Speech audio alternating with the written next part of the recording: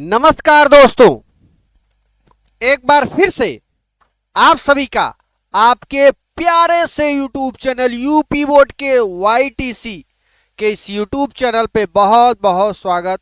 और मैं लवकुश मिश्रा। मेरे प्यारे बच्चों, आज के इस वीडियो में क्लास 10th के साइंस का दूसरा भाग लेकर आ गए हैं, दूसरा सेट लेकर आ गए हैं। क्या आप तैयार हैं? अगर आप तैयार हैं तो फटाफट इस चैनल से अभी जुड़े। यूपी बोर्ड में अगर आपको नंबर 1 420 यानी 7×42 420 420 नंबर लाना है तो इस चैनल से जरूर जुड़े, क्योंकि ये चैनल आपकी प्रैक्टिस करवा रहा है भैया। एग्जाम के थ्योरी से लेकर पूरा प्रैक्टिस पेपर चलेगा एग्जाम के एंड तक, है ना। जैसे आपका सुबह में एग्जाम है तो सुबह में 7 बजे तक इस चैनल पर मामला चलने वाला है, वीडियोस पे वीडियोस आने वाले हैं। तो फटाफट इस चैनल से जुड़े। आइए देखते हैं एक एक क्वेश्चन। सॉल्व मॉडल पेपर लेकर आए हैं दोस्तों, एकदम जहरीला टॉपिक, बहुत ही ये पिछले साल के पेपर्स के प्रश्न हैं। सेट 2 सेट 1 जो बच्चे नहीं देखे हैं जाके देख लें, मैंने सेट 1 डाल दिया है, ठीक है। जो बच्चे नहीं देखे फटाफट से जाएं देखें चैनल से, है ना। और एक जगह इन सभी पेपर्स के लिंक आप एक जगह शेयर करके रख लो पेपर्स के, क्योंकि यहाँ पे मैं करीब 20 से 25 पेपर सॉल्व कराऊंगा साइंस का, ऐसे 20-25 पेपर मैथ का। उसके बाद सिलेबस टू सिलेबस चलेंगे। चैप्टर 1 मैथ का पढ़ाएंगे, उसके बाद चैप्टर 2 चैप्टर 3 पूरा मैथ कंप्लीट कराएंगे, पूरा साइंस कंप्लीट कराएंगे, ठीक है। उसके बाद उनके प्रैक्टिस करवाएंगे। आइए 2027 में आप सभी का स्वागत है अभी से, है ना। एक एक क्वेश्चन देखते हैं। 20 बहुविकल्पी प्रश्नों की शुरुआत करते हैं। सबसे पहले भैया देखो मेरे राजा, किसी वस्तु से बड़ा आभासी प्रतिबिंब बनने वाला दर्पण अवतल दर्पण होता है। देखो कैसे दोस्तों, जो अवतल दर्पण होता है ना, ये अवतल दर्पण, आभासी शब्द बोल दिया वो भी बड़ा। तो अगर हम ये फोकस है, ये ध्रुव है, फोकस के बीच में जब रखते हैं तो वस्तु का प्रतिबिंब दर्पण के पीछे आभासी सीधा वस्तु से बड़ा बनता है। लेकिन उत्तल दर्पण में हमेशा आभासी बनता है लेकिन वस्तु से छोटा। तो याद रखना अवतल दर्पण में ही इसका जो प्रतिबिंब बनेगा वो वस्तु से बड़ा बनेगा। आइए नेक्स्ट, श्वेत प्रकाश का कौन सा रंग कांच के प्रिज्म से गुजरने पर अधिक विचलित होता है? देखिए भाई, अगर किसी कांच से गुजरेगा, ये प्रिज्म मैं बनाया, श्वेत प्रकाश डालोगे तो VIB GYOR सबसे ज्यादा विचलन होता है बैगनी में, और सबसे कम विचलन होता है दोस्तों लाल रंग में। तो यहाँ पर बी नंबर ऑप्शन राइट है। दिख रहा है ना सभी बच्चों को? अरे हाँ गुरुदेव दिख रहा है। तो सबसे ज्यादा विचलन किसमें होता है? लाल, सबसे कम लाल में, और सबसे ज्यादा बैगनी में होता है, ठीक है। नेक्स्ट, किसी, एक सवाल छूट गया क्या यहाँ पे? हाँ एक सवाल छूटा, जरा इसको करते हैं और इससे थोड़ा पतला करते हैं, ये सही। देखो जरा ध्यान देना, एक गोलीय दर्पण की वक्रता त्रिज्या, कोई गोलीय दर्पण है, इसकी वक्रता त्रिज्या 30 सेंटीमीटर है। इसकी फोकस दूरी बताओ। देखो F बराबर 1/r, ठीक है। तो ये 1 हो जाएगा सेंटीमीटर में, है ना। फोकस दूरी वक्रता त्रिज्या की आधी होती है दोस्तों। क्यों गलत सूत्र लगा रहे हो? F बराबर r/2, ये हो जाएगा 30/2 यानी 15 सेंटीमीटर, ठीक है। 15 सेंटीमीटर। चूंकि गोली दर्पण का नाम लिया है, किसी विशेष दर्पण का नाम नहीं लिया है, अवतल उत्तल दर्पण का नाम नहीं लिया है, इसलिए चिन्ह यहाँ पे डिसाइड नहीं होगा कि कौन सा चिन्ह होना चाहिए था। नेक्स्ट, किसी परिपथ में लगे विभवांतर को स्थिर रखते हुए परिपथ के प्रतिरोध को तिगुना कर दिया जाए तो परिपथ में धारा हो जाएगी। देखो, अगर विभव स्थिर कर देते हैं और इसका जो प्रतिरोध है 3 गुना हो जाएगा, तो जो धारा है दोस्तों ओम के नियम से 1/3 हो जाता है। क्या हो जाता है? धारा 1/3। परिपथ का प्रतिरोध 3 गुना, ठीक है, तो धारा क्या हो जाएगा? 1/3 हो जाएगा। एक बिंदु चुंबक का क्रोड बनाने के लिए सबसे अधिक उपयुक्त पदार्थ है। एक विद्युत चुंबक का क्रोड बनाने के लिए सबसे अधिक उपयुक्त पदार्थ है। अगर विद्युत चुंबक का क्रोड बनाना है दोस्तों तो मुलायम लोहे का बनता है, ताकि उसे अच्छी से मॉडिफाई किया जा सके। कौन से लोहे का बनता है दोस्तों? मुलायम लोहे का, ठीक है। एक अवतल लेंस द्वारा किसी वस्तु का बना प्रतिबिंब होता है। देखो, अवतल लेंस हमेशा आभासी सीधा वस्तु से छोटा प्रतिबिंब बनाता है। आभासी सीधा वस्तु से बड़ा है? देखो, अभी बना देते हैं, देख लो कैसे बनेगा, कंफ्यूजन ही दूर हो जाए। ये हमारा सेकेंड फोकस है F2, इधर होता है F1। यहाँ पे अगर कोई वस्तु स्थिर है तो यहाँ पे अपवर्तन घटना मध्य से होगी और ऐसे सीधे निकल जाएगी। दूसरी किरण प्रकाशिक केंद्र से चली जाएगी। यहाँ पे जो प्रतिबिंब बन रहा है आभासी सीधा, कौन सा लेंस है? अवतल लेंस है। जरा ध्यान देना दोस्तों, अवतल लेंस द्वारा जो प्रतिबिंब बनता है आभासी सीधा, बड़ा नहीं छोटा बनता है दोस्तों। आभासी सीधा व छोटा, ठीक है। देख रहे छोटा बना है कि नहीं बना? आइए नेक्स्ट, विद्युत मोटर एक उपकरण है जो परिवर्तित करता है। देखो दोस्तों, जो विद्युत मोटर है ना, वो विद्युत ऊर्जा को यांत्रिक ऊर्जा में बदलता है।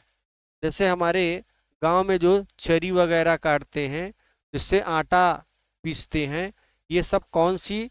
ये लाइट से चलेगी और चल के पिसना पीसेगी, आटा पीसेगी, है ना। और जो आपके यहाँ मिक्सर देखे हो, मिक्सर क्या करते हो? लाइट से चलाते हो। और ऊपर चटनी वगैरह पीसना है ना, गेहूं को छोटा करना है तो मिक्सर में भी पीस लेते हो। तो ये सब कौन सी मोटरें हैं? ये विद्युत ऊर्जा को यांत्रिक ऊर्जा में कन्वर्ट करती हैं। अब हम लोग रसायन विज्ञान में आ जाएंगे दोस्तों, केमिस्ट्री वाले। देखो, Zn+S2SO4 और ZnSO4+S2 एक अभिक्रिया है, तो एक विस्थापन अभिक्रिया है दोस्तों। कौन सी अभिक्रिया है? विस्थापन अभिक्रिया, क्योंकि हाइड्रोजन उठ के यहाँ पे अलग हो गया, तो ये विस्थापन अभिक्रिया का एक रिएक्शन है। एल्कीन CH3H6 होता है, याद रखना। एल्कीन क्या होता है दोस्तों? C3H6 एल्कीन, है ना। आइए, alkene CH3। Plaster of Paris का रासायनिक सूत्र, तो प्लास्टर ऑफ पेरिस का जो रासायनिक सूत्र है CaSO4 होता है। प्लास्टर ऑफ पेरिस का रासायनिक सूत्र CaSO4 होता है। ये चीज याद रखना दोस्तों, है ना। आइए, एल्यूमिनियम की सतह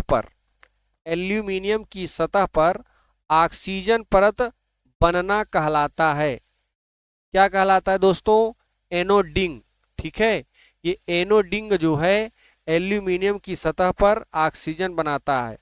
क्षार धातुएं कौन कौन सी हैं? लिथियम, सोडियम, पोटेशियम, ये क्षार धातु में आते हैं। आइए नेक्स्ट, निम्नलिखित में से मेथिल ऑरेंज मिलाने पर कौन सा लाल हो जाता है? मेथिल ऑरेंज मिलाने पर दोस्तों ये लाल हो जाएगा H2SO4, ये जलीय में लाल हो जाता है। ठीक है। उपखंड वह वह प्रक्रियाएं जिनमें जटिल कार्बन अणु सरल अणुओं में टूट जाते हैं।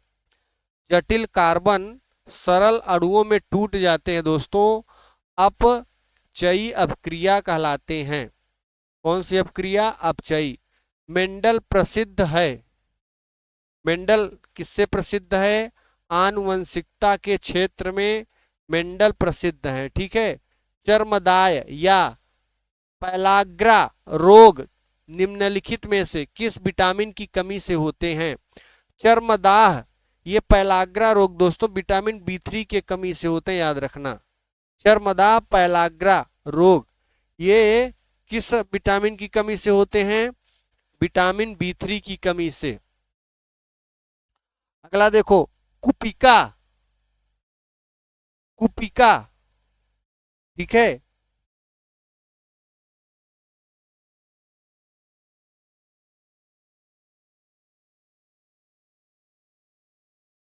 चलिए आगे बढ़ेंगे। थोड़ा टेक्निकल फॉल्ट होने की वजह से दोस्तों इसमें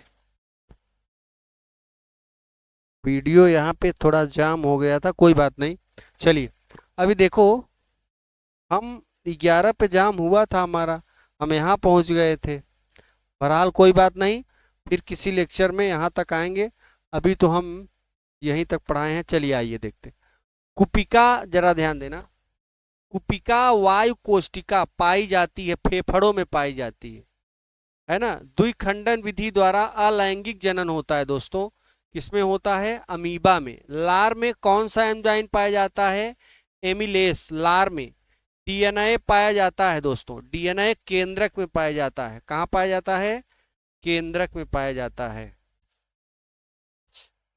डीएनए केंद्रक में। आइए, 15 सेंटीमीटर फोकस दूरी के किसी उत्तल दर्पण से कोई वस्तु 10 सेंटीमीटर दूरी पर रखी जाती है। प्रतिबिंब की स्थिति तथा प्रकृति। आइए इसको सॉल्व करेंगे। उत्तल दर्पण की फोकस दूरी धनात्मक होती है। यहाँ पे देखो ऑलरेडी सॉल्व किया गया है, बहरहाल मैं फिर से बगल में सॉल्व करता हूँ। यह बराबर 15 सेंटीमीटर, चूंकि उत्तल दर्पण है इसलिए फोकस दूरी धनात्मक होगी। उत्तल दर्पण से कोई वस्तु 10 सेंटीमीटर यानी U माइनस 10 सेंटीमीटर दिया है। स्थिति की वैल्यू पूछा है तो सूत्र लगाओ। दर्पण है 1/F बराबर 1/V प्लस 1/U। ठीक है। फोकस दूरी रखेंगे 1/15 प्लस 1/V तो निकालना है। U की वैल्यू -10, यहाँ पे माइनस हो जाएगा, इसको इस तरफ ट्रांसफर करो तो 1/V बराबर 1/15 माइनस 1/10, क्रॉस मल्टीप्लाई इसका इसमें गुणा 10, इसका इसमें गुणा 15, 15 गुणे 10, 10 में 15 घटाओगे -5/15 गुणे 10, 5 1 के 5 दूनी 10, -1/30, तिर्यक गुणा करेंगे तो V बराबर -30 सेंटीमीटर। ये V की वैल्यू हो गया -30 सेंटीमीटर। ठीक है। फोकस दूरी कितनी हो गई? -30 सेंटीमीटर। और सॉरी, ये प्रतिबिंब कितनी दूरी पर बनेगा? 30 सेंटीमीटर दूरी पर बनेगा। ठीक है। आइए अब, अबे यार 5×30 नहीं, 5×30 कहाँ गड़बड़ हो गया रे बाबा। हाय हाय हाय हाय हाय हाय, चलो छोड़ो। देखो प्रतिबिंब दर्पण के पीछे 6 सेंटीमीटर इसमें कह रहा है ना। प्रतिबिंब की प्रकृति यार थोड़ा देख लेते हैं, कहाँ पे मेरे में गलती कहाँ हुआ है। यहाँ मैं जो अभी हल किया था में गलती किधर हो गया रे। 1/15 बराबर 1/, फिर से हल करते हैं, -1/10 है ना। उस तरफ जाएगा तो 1/15 प्लस 1/10 बराबर 1/20। 10 धन 15 तिरिया गुणा करोगे 15 गुणे 10 1/20। ये 15 10 25, 25 15 गुणे 10 1/20। 5 5 25, 15, 5 1 के 5 दूनी 10, तो 1/6 बराबर 1/20। तिरिया गुणा करोगे 6 आ जाएगा, सही है। थोड़ा अभी गड़बड़ हो गया था। 6 प्रतिबिंब की स्थिति प्रतिबिंब दर्पण के पीछे 6 सेंटीमीटर दूरी पर प्राप्त होगा दोस्तों, ठीक है। क्यों? तल दर्पण है ना, इसलिए। आइए, आभासी सीधा होगा। अब अगला प्रश्न देखो जरा। दूरदृष्टि दोष DUNA, अगर दूरदृष्टि दोष है तो उसको दूर करने के लिए उत्तल लेंस, निकट दृष्टि दोष है उसके लिए अवतल लेंस का प्रयोग करते हैं, ठीक है। दूरदृष्टि दोष, दीर्घ दृष्टि दोष क्या है, इसका निवारण कैसे होता है, ठीक है। दूरदृष्टि दोष युक्त कोई व्यक्ति दूर की वस्तुओं को, मानव नेत्र का ऐसे दोष व्यक्ति को दूर की वस्तुएं स्पष्ट रूप से दिखाई देती हैं एवं पास की वस्तुएं स्पष्ट रूप से नहीं दिखाई देती, ऐसे दोष को निकट दृष्टि दोष कहते हैं। ऐसा व्यक्ति सामान्य निकट 25 सेंटीमीटर पे न होकर दूर हट जाता है, यानी उसको दूर की वस्तुएं दिखाई देती हैं, पास की नहीं, 25 सेंटीमीटर वाली नहीं दिखाई देती। इसमें अखबार पढ़ने में दिक्कत होती है ना। इसमें प्रतिबिंब दृष्टिपटल पर न बनकर दृष्टिपटल के पीछे बनता है। ऐसा व्यक्ति को स्पष्ट देखने के लिए पठन सामग्री को नेत्र से 25 सेंटीमीटर, मतलब कुछ लोग देखो बड़ा दूर से करके देखते हैं तो समझ लेना उनके अंदर दूर दृष्टि दोष है। दूर दृष्टि दोष दूर करने के लिए उत्तल लेंस का प्रयोग करते हैं। ये देखो उत्तल लेंस यहाँ पे लगा हुआ है ना, एक आंख का एक लेंस। निवारण, इस दोष में पीड़ित व्यक्ति के दृष्टि दोष को उत्तल लेंस का उपयोग से दूर किया जाता है। अगला क्वेश्चन, नेक्स्ट क्वेश्चन जरा ध्यान देना। अगले क्वेश्चन की ओर बढ़ेंगे और यहाँ पे देखो, नीचे दिए गए परिपथ में 10 सेंटीमीटर 10 ओम 40 ओम 30 ओम 20 ओम और 60 ओम के 5 प्रतिरोध 12 वोल्ट के बैटरी से दिखाए अनुसार हैं।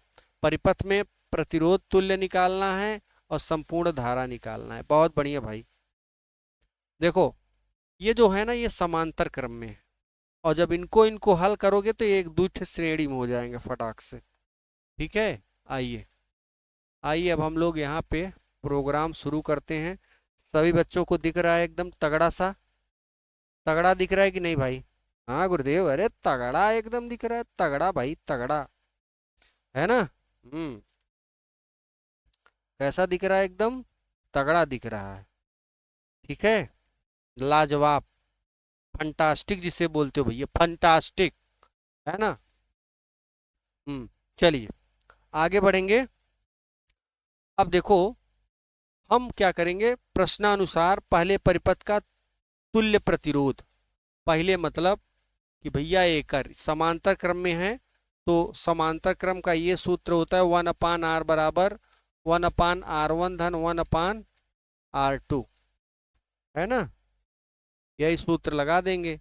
यहाँ देखो 1/r डैश, यानी इन दोनों का प्रतिरोध मैंने क्या माना है, r डैश माना है, तो 1/r डैश बराबर 1/10 1/40। हल करेंगे तो r डैश की वैल्यू आ जाएगी 8 ओम। बहुत बढ़िया।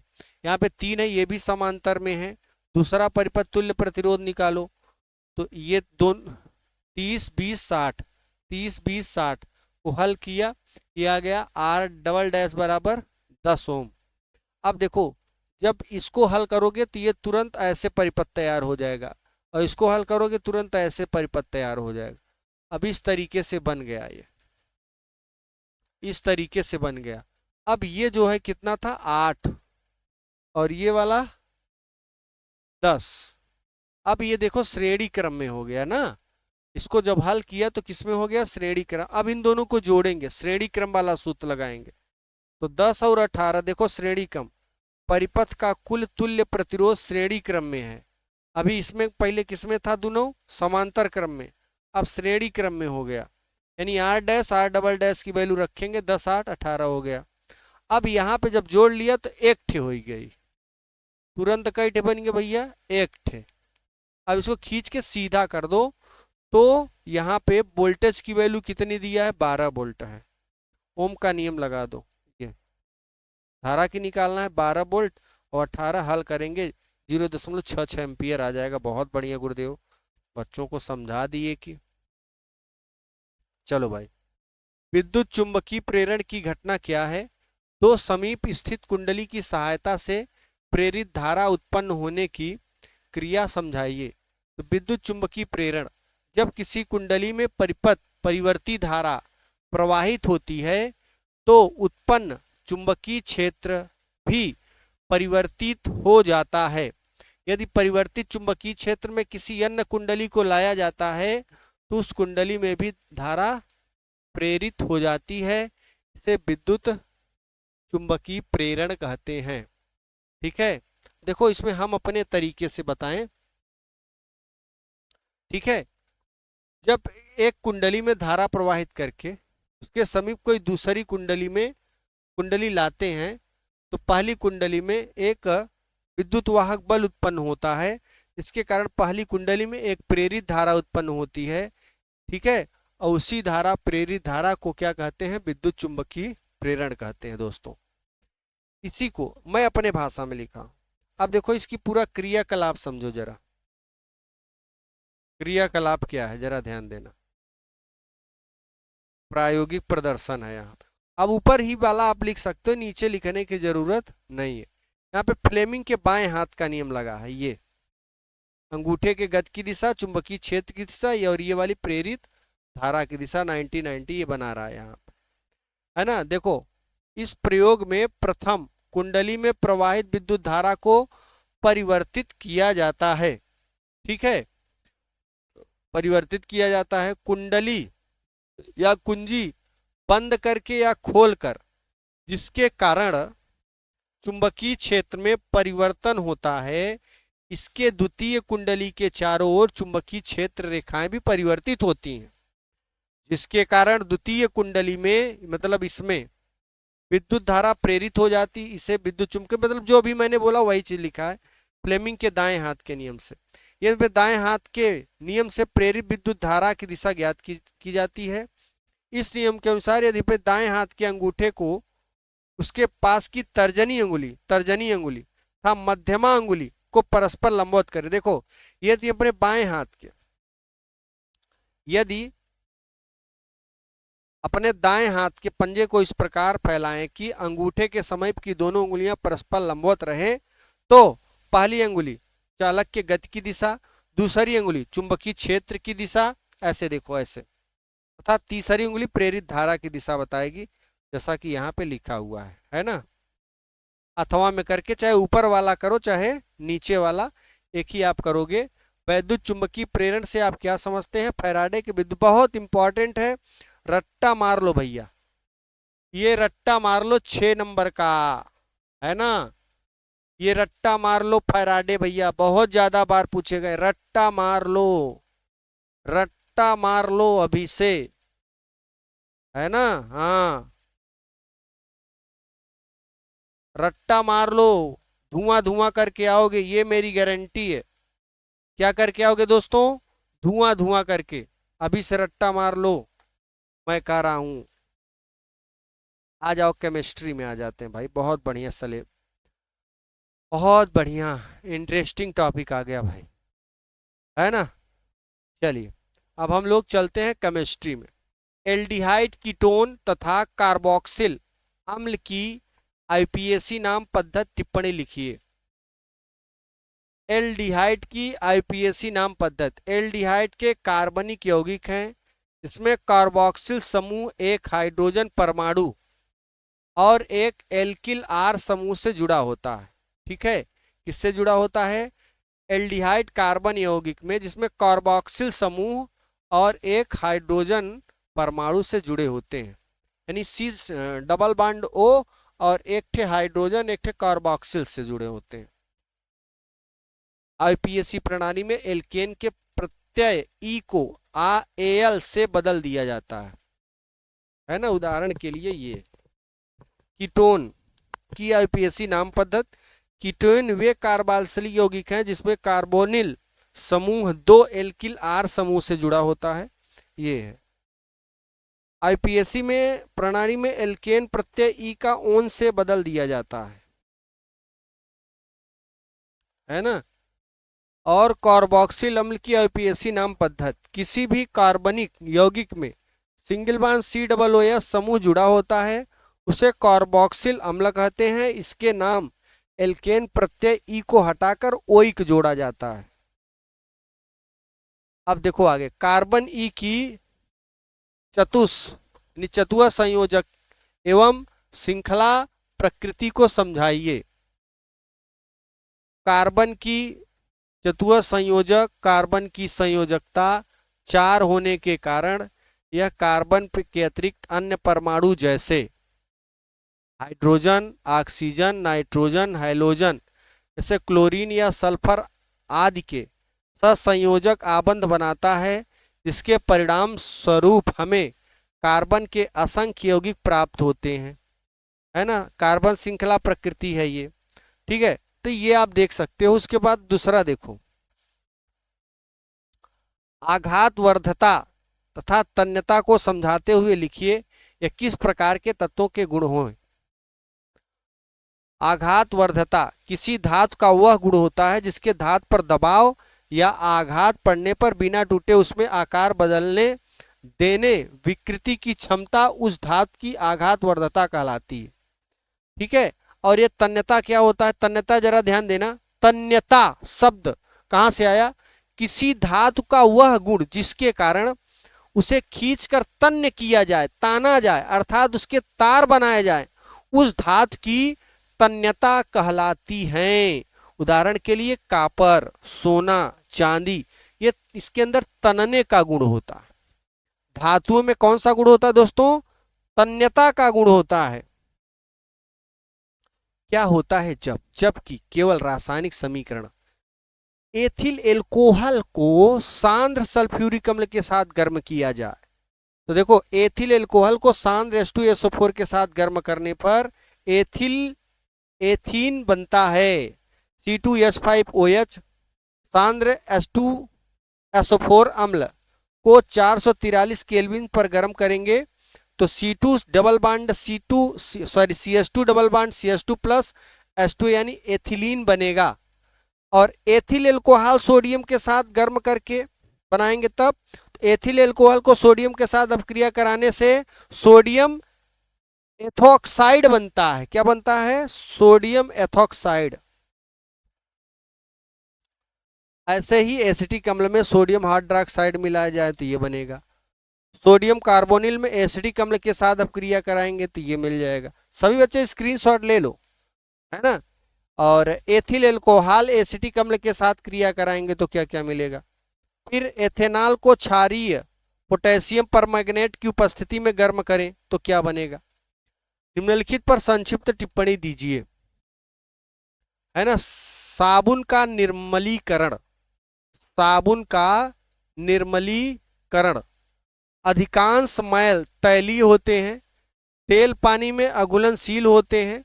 साबुन के अणु लंबी श्रृंखला वाले कार्बोक्सिल अम्लों के सोडियम एवं पोटेशियम लवण होते हैं।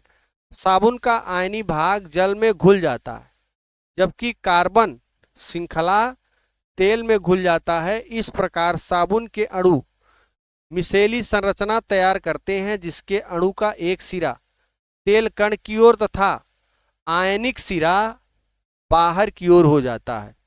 इससे पानी में इमल्सन बनता है। इस प्रकार साबुन का मिसेल मैन को पानी में घुलने पर मदद करता है और हमारे कपड़े साफ हो जाते हैं। अब देखो प्रतिस्थापन अपक्रिया में ये सारी चीजें, ये प्रतिस्थापन अपक्रिया में होता है। एक स्थान से दूसरे स्थान, मतलब ये चीज तोड़ेगा तो ये बनेगा, है ना। प्रकाश संश्लेषण की सूर्य के प्रकाश में। संकलन अपक्रिया में क्या होता है दोस्तों? संकलन अपक्रिया में वह अपक्रिया जिसमें अभिकर्मक पदार्थ से किसी छोटे अणु के त्याग के बिना पूर्णतया योग होता है, संकलन या योगात्मक अपक्रिया कहलाता है।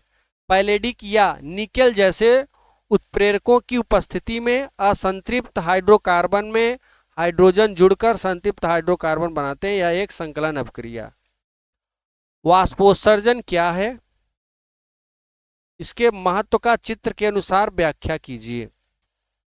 ठीक है, वाष्पोत्सर्जन पौधे मृदा जल एवं खनिज पदार्थ का निरंतर अवशोषण करते रहते हैं। पौधे अवशोषित जल का लगभग 1% अपनी जैविक क्रियाओं में प्रयोग करते हैं। शेष जल पौधे के वायवीय भागों में जलवाष्प के रूप में बाहर निकल जाते हैं। पौधे के वायवीय भागों से होने वाले जल हानि को वाष्पोत्सर्जन कहते हैं। बहुत बढ़िया थ्योरेटिकल प्रश्न। रंध्रीय वाष्पोत्सर्जन, उपत्वचीय वाष्पोत्सर्जन, वातरंध्रीय वाष्पोत्सर्जन, ये 3 प्रकार के होते हैं। ठीक है, देख लो यहाँ पर मानव में उत्सर्जन तंत्र के कौन कौन से अंग होते हैं और नामांकित चित्र बनाइए। देखो भैया, बहुत इंपॉर्टेंट है, सही बच्चे रट्टा मार लो। जितने भी इंपॉर्टेंट आईएमपी वाला प्रश्न है, मैं सभी आईएमपी वाले प्रश्नों को दिखा रहा हूं आपको।